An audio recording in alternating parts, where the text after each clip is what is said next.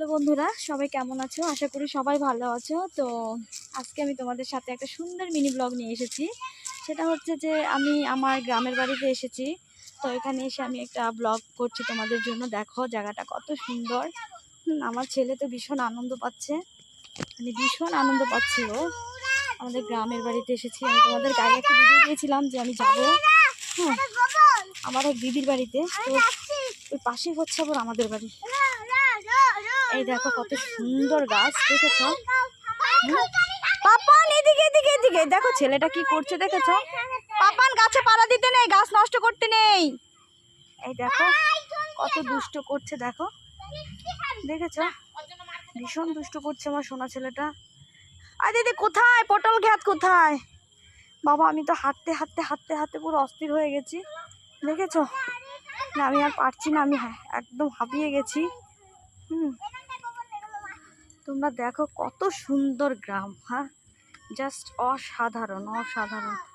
আমরা তো সত্যি কথা বলতে এগুলো মিস করি না, ঢাকা শহরে থাকি, এগুলো কিছুই দেখতে পাই না।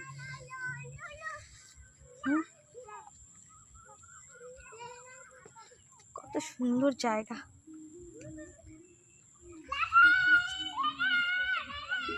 অনেক সুন্দর। সবাই ভালো থেকো। দেখেছো তো আমার ছেলেটা অন্য বাচ্চাদের হলুদ কালার গেঞ্জিটা পরা আমার সোনা, ঠিক আছে? সবাই ভালো থেকো, সবাইকে অনেক অনেক ভালোবাসা। খুব সুন্দর জায়গা। আর দুদিন আছি তোমাদের সাথে আরো ভিডিও শেয়ার করব। এই দেখো পটল খেতে এসেছি। দিদি পটল কোথায় রে?